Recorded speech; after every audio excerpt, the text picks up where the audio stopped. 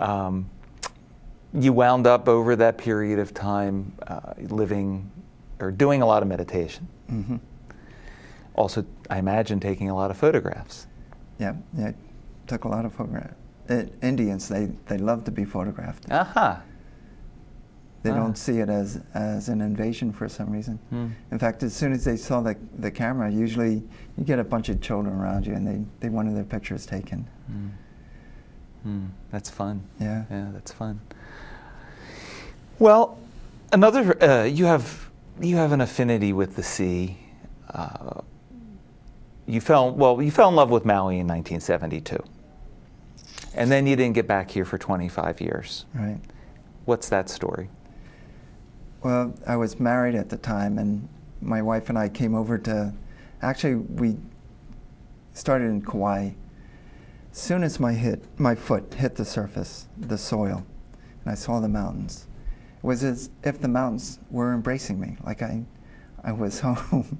And it even brings tears to my eyes as I speak. I can see that. Ah, it's beautiful. And for some people, that happens. People get here and they feel like they're home. Mm-hmm. This is where they belong. Mm-hmm. And unfortunately, my wife didn't feel that way. Mm-hmm. And so we ended up back on the East Coast. Where did you live on the East Coast? Outside of Philadelphia in Pennsylvania. Mm-hmm.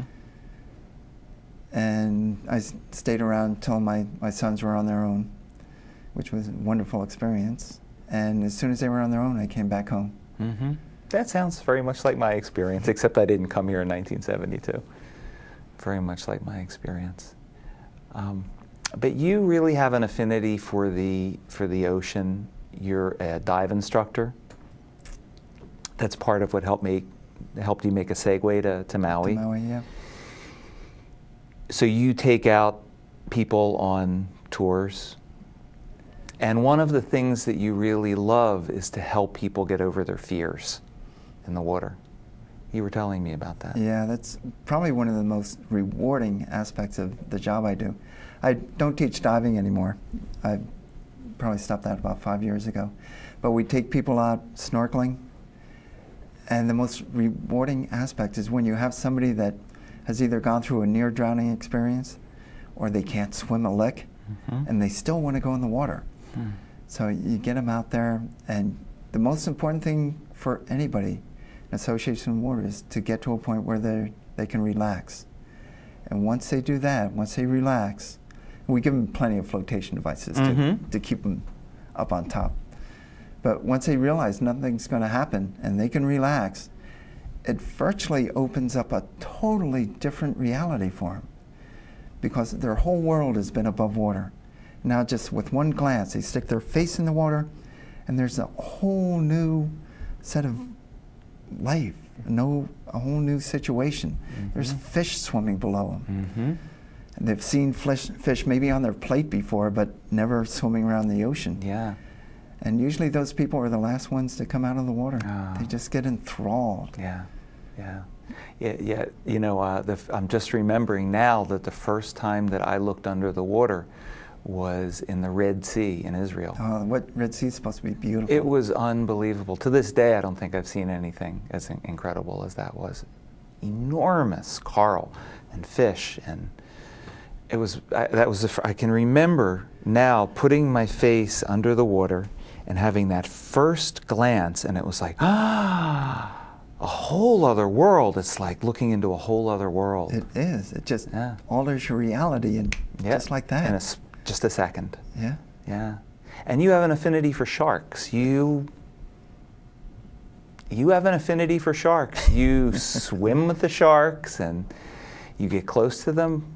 Well, on a couple occasions, I've been blessed to be able to do that.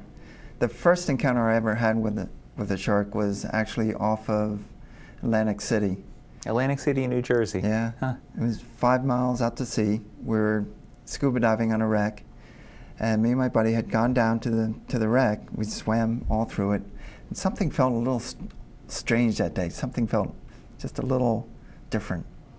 So after our dive, we'd come out, and your lifeline is virtually tied to the wreck, from the wreck, and it goes up to the boat on the surface. And that's your only way to find your way back.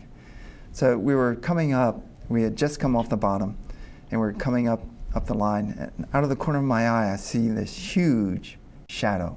And I turn, and there's this 15-foot great white Oh my. swimming closer and closer and closer. Huh. And fortunately, his pec fins were up, so he wasn't acting aggressive at all. So what's the pec fins? What does that signal? Usually they're just cruising around. They're stable and they're swimming through the water. When their pec fins go down, they're more in a frenzied mode, and they'll change directions real fast. But he was just cruising, and he cruised within 10, 15 feet of us. And the gill slits, the image that was created in my mind was, oh, it's amazing. But the gill slits were big enough for me to swim through. Oh my God. It was huge. And I tapped my buddy on the shoulder. I said, look behind you. And she turned around, she looked, and she took her hand and she dug it into my skin, through the wetsuit into my skin. Whoa. And she just hung on. Whoa. And for you, fear didn't come up? No. No, you were? Yeah, it didn't feel like I was in a threatening situation. Now, later on, I had helped a marine biologist do research. Is this with the University of Miami? Yeah. Yeah. Yeah, tagging tiger sharks. And sharks are primarily scavengers. And they're really sensitive to any kind of vibration in the water. So anything that's dead, they'll go over. Usually they'll clean it up. Something's wounded, they'll come over and usually investigate that. Or something that's sending out a signal that it's in distress. Now, had I tried to swim to the surface, had I panicked, there's a good chance that shark would have turned around, come and at least bumped me or took a little nip, then realized it's not what he wanted and swam off. But I think a lot of times we put ourselves more in danger by reacting than... So this, like many other experiences in life, it's just an opportunity to not react. In that case, especially so, yeah. It could mean your life. It could mean your life. And that was incredible. We reached the surface and we told everyone on the boat. The first mate on the boat had tied the boat off. So he had gone to the bottom, tied the boat off.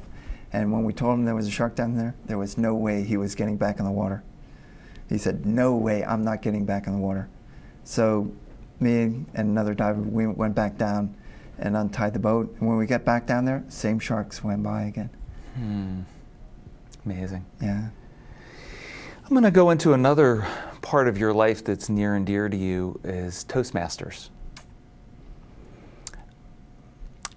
You were at a writers' conference, Maui Writers Conference? Maui Writers Conference, yeah. And someone told you about Toastmasters, which I also have become recently involved in. It's a wonderful organization, but you've been involved with for 11 years? Yeah, about 11 years. So talk about your experience coming to Toastmasters and what you feel that that's helped you with or done for you in your life. Well, coming from a writing background, writing is a form of communication. And I've always known that to be able to convey my thoughts, I need to hone my communication skills. And one of the ways we do that is verbally. So I knew I had to, at some point, address my verbal communication skills. And Toastmasters does that in a very, very supportive atmosphere. You actually come away with a lot more gifts than you ever anticipate going in with. It gets you in touch with yourself. Most of our powerful stories, our powerful messages come from stories that we've experienced. So you get back in touch with those, and you get in touch with who you are and what you are. And it also allows you to see other people and what they've experienced in their journeys. And you realize you're not alone.